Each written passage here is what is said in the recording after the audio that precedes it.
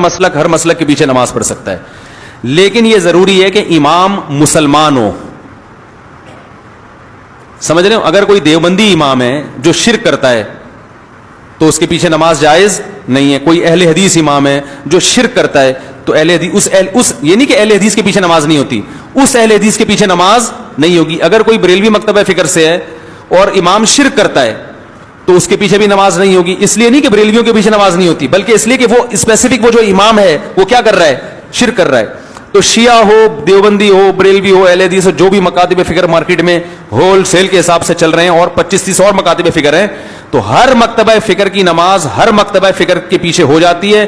شرط یہ ہے کہ امام شرکی عقیدے کا حامل نہ ہو, ختم نبوت کا منکر نہ ہو, شرکی عقیدے کا حامل نہ ہو. اگر وہ شرک کرتا ہے تو چاہے دیوبندی ہو, اہل حدیث ہو, جو بھی ہو, نماز نہیں ہوگی. اب شرک کی ڈیفینیشن کیا ہے, وہ بھی ڈیفینیشن اللہ اس کے رسول نے بیان کر دی ہے.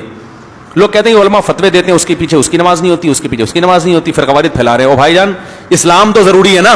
اب مسلمان کی نماز ہندو کے پیچھے ہو جائے گی؟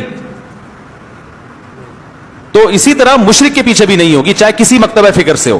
اور مشرک میں سب سے بڑا شرک کیا ہے؟ غیر اللہ کو مدد کے لیے پکارنا اسباب سے ہٹ کے.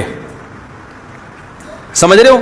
تو اللہ کے ساتھ کسی بت کو شریک کریں یا پیغمبر کو شریک کریں پکارنے میں, یا ولی اللہ کو شریک کریں, وہ سارے شرک اللہ کی نظر میں برابر ہیں. سمجھ رہے ہیں؟ تو شرک کی جو ڈیفینیشن ہے اس پر میں ڈیٹیل میں بیان کر چکا ہوں کہ غیر اللہ کو پکارنا, کون سی پکار حلال ہے اور کون سی پکار شرک ہے, اس پر میں پوری ڈیٹیل سے بیان کر چکا ہوں. میں وہ آپ یوٹیوب پہ سرچ کر سکتے ہیں, تو اس میں آپ فیصلہ کریں گے. تو اگر آپ کا خیال یہ کہ امام جو ہے وہ یا رسول اللہ مدد کہتا ہے, اور مدد سے مراد بھی اس کی یہ ہے کہ نبی صلی اللہ علیہ وسلم کو اللہ نے کلی اختیارات دیے, جب چاہیں میری مدد جہاں سے بھی بیٹھ کے کر سکتے ہیں, تو یہ تو پھر کھلا شرک ہے نا.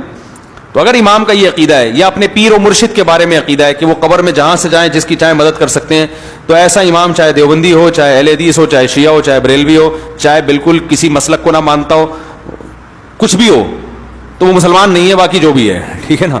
اور اگر